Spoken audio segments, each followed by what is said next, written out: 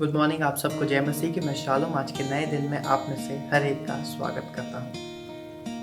मैं आपको बताना चाहता हूँ कि हमारे चर्च की तरफ से हम लोग आपको एज अ फ्री गिफ्ट जो न्यू ईयर कैलेंडर है वो हम आपको देना चाहते हैं। उसके लिए आपको यही चीज़ करनी है कि अगर आपने अभी तक इस चैनल को सब्सक्राइब नहीं किया है तो इस चैनल को सब्सक्राइब कीजिए, क्योंकि इस बार हम लोग जितने भी हमारे सब्सक्राइबर्स हैं उनको ये एज अ फ्री गिफ्ट दे रहे हैं। तो अगर आप भी चाहते हैं कि नए साल का कैलेंडर आपको एज अ गिफ्ट मिले तो आप इस चैनल को सब्सक्राइब कीजिए और अपना एड्रेस हमें ईमेल कीजिए ताकि वो कैलेंडर हम आपके घर तक पहुंचा सकें। आइए हम लोग आगे बढ़ेंगे, परमेश्वर के वचन में से एक पद पढ़ेंगे। Proverbs 1:7 The fear of the Lord is the beginning of knowledge, but fools despise wisdom and instruction.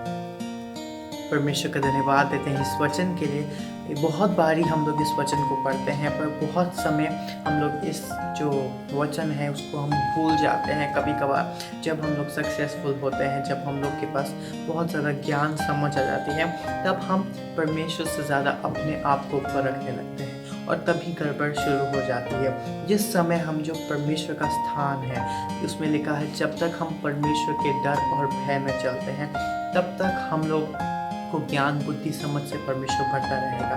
और जिस समय हमने परमेश्वर को सेकेंडरी रख दिया और ये बोल दिया कि वी नो इट ऑल, तब हम लोग का डाउनफॉल शुरू हो जाता। और उसके बाद जो परमेश्वर की ज्ञान है, जो उसकी नॉलेज है, वो हमसे बहुत दूर हो जाती है और हम खुद की नॉलेज डेवलप करते हैं और खुद की तरह से ही हम वचन को भी तोड़ मरोड़ देते हैं और सब चीज़ों को अपने अकॉर्डिंगली चलाने लगते हैं।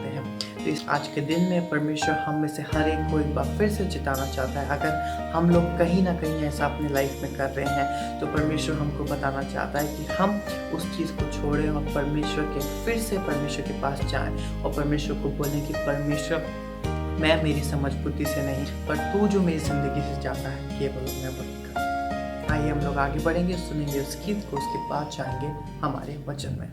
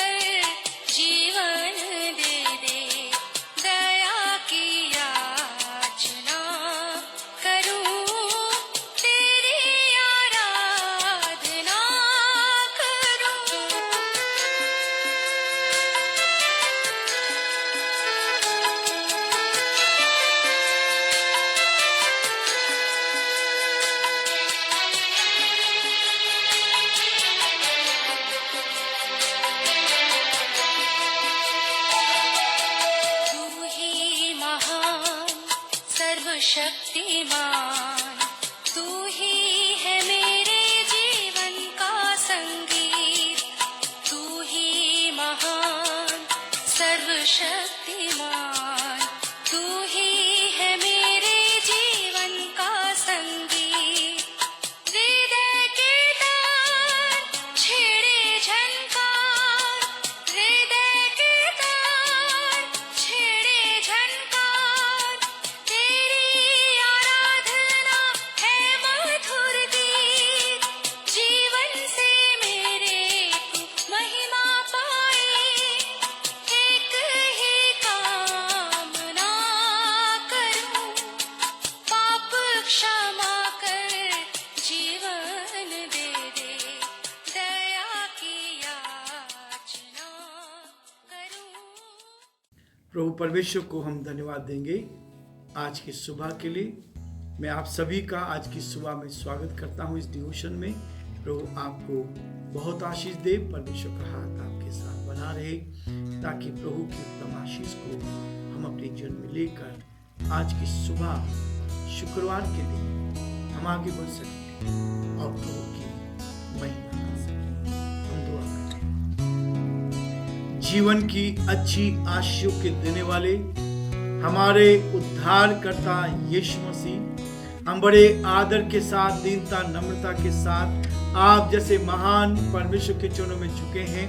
हम आपको धन्यवाद देते, आपकी स्तुति करते हैं इस जीवन के लिए जो आपने हमें दिया। बहुत से भाई बहन ऐसे थे तो जो आज का दिन देखना चाह रहे थे, लेकिन प्रभु जी संसार को छोड़कर चले गए।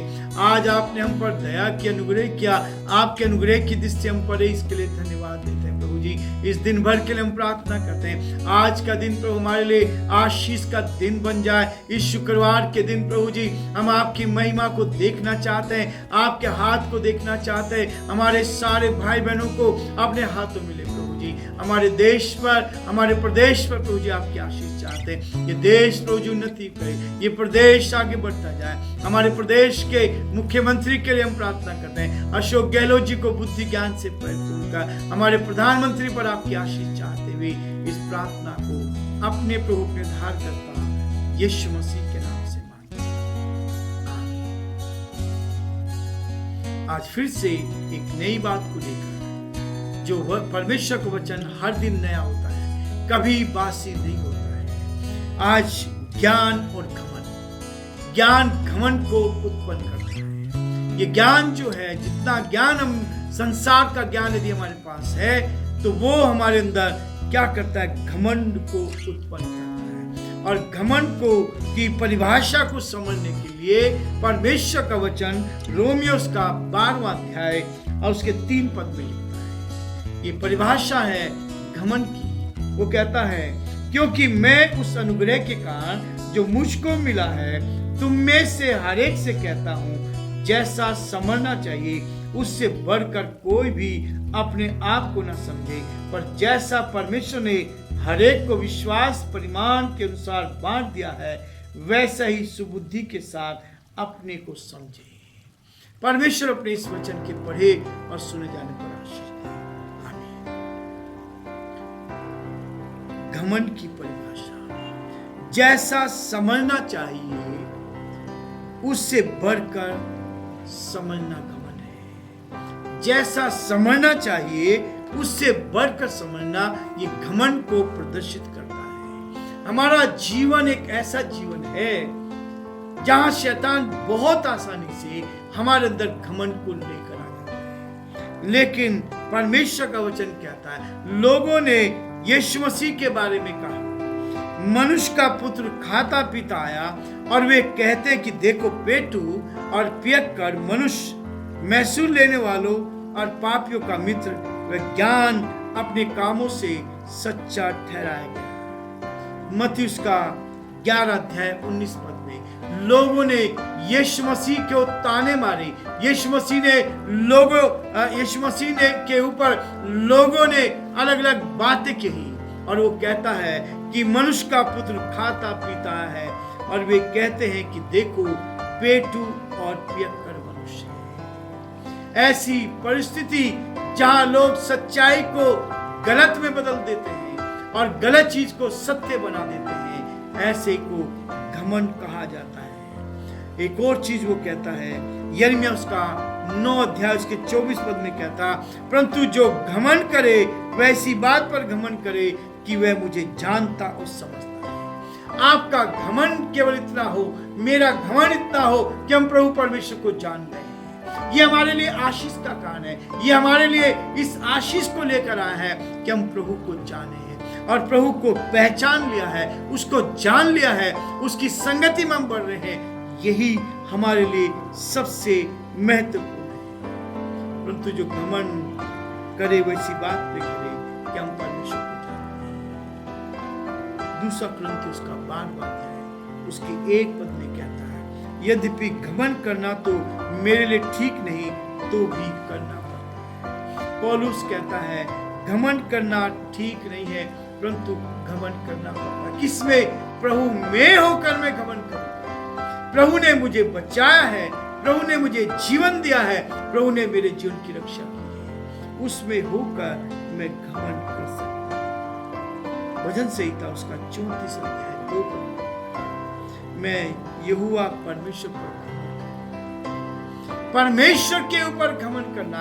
उसने जीवन दिया है, उसने सृष्टि की रचना की है, उसने सारी सृष्टि को बनाया है, इसके लिए हम परमेश्वर पिता को धन्यवाद दें। हमारा परमेश्वर कहता है मैं घमंड करूंगा अपने उस परमेश्वर पर, अपने ऊपर घमंड नहीं, अपनी योग्यता पर घमंड नहीं, अपने विचारों पर घमंड नहीं, लेकिन प्रभु पर घमंड करूंगा।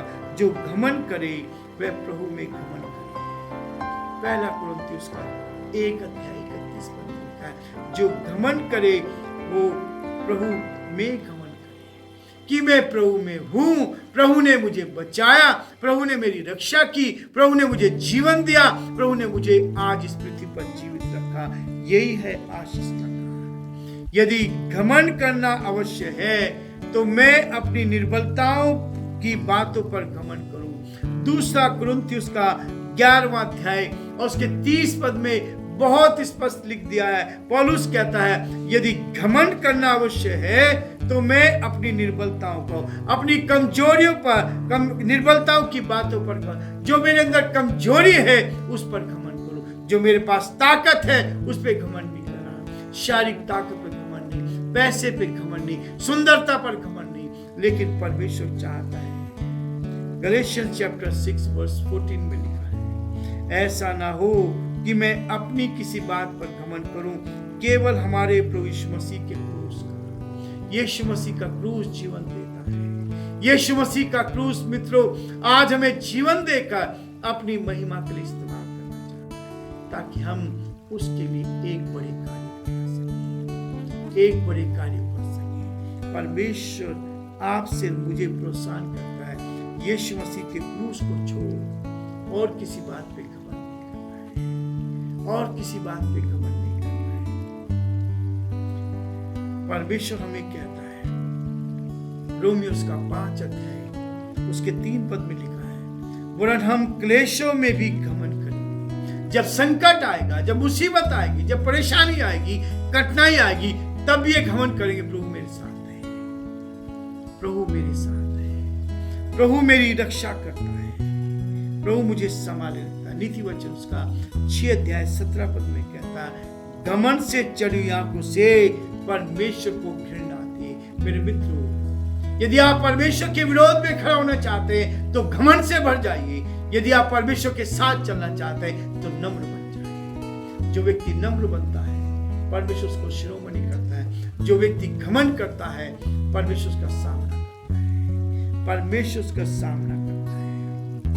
परमेश्वर मुझे और आपको ऐसी ताकत दे, ऐसी बुद्धि दे कि हम घमंड से सावधान रहना है। घमंड से 2 प्रकार के घमंड ऐसे हैं जिनसे हमें सचेत रहना है। एक रचनात्मक है, एक है विध्वंसात्मक। ये दोनों ऐसे हैं जिनसे हमें सावधान रहना है।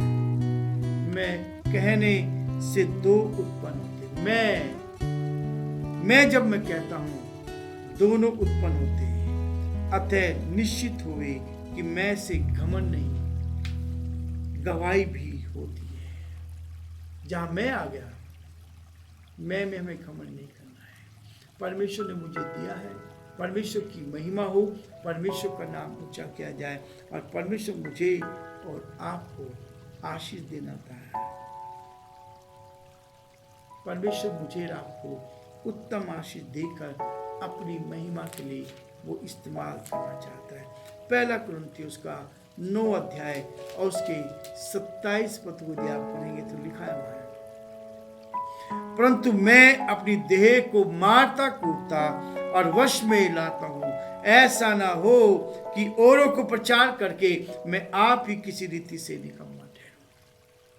मेरे जीवन में आपके जीवन में इस बात को चाहता है। पौलुस कहता है मैं अपनी देह को मारता कूटता और वश में लाता हूँ, कहीं ऐसा ना हो कि मैं औरों को प्रचार करके मैं आप ही किसी रीति से निकम्मा ठहरूं। परमेश्वर हमारी सहायता करे, इस ज्ञान और घमंड से बचकर। ज्ञान घमंड को उत्पन्न करता है और ये परमेश्वर का वचन है। जैसा समझना चाहिए उससे बढ़कर समझना ही है। इसलिए प्रभु मुझे आपको सचेत करता है, इस घमंड से अपना होना चाहिए। परमेश्वर घमंडियों का सामना करता है और दीनों पर ध्यान देता है। प्रभु आप सबको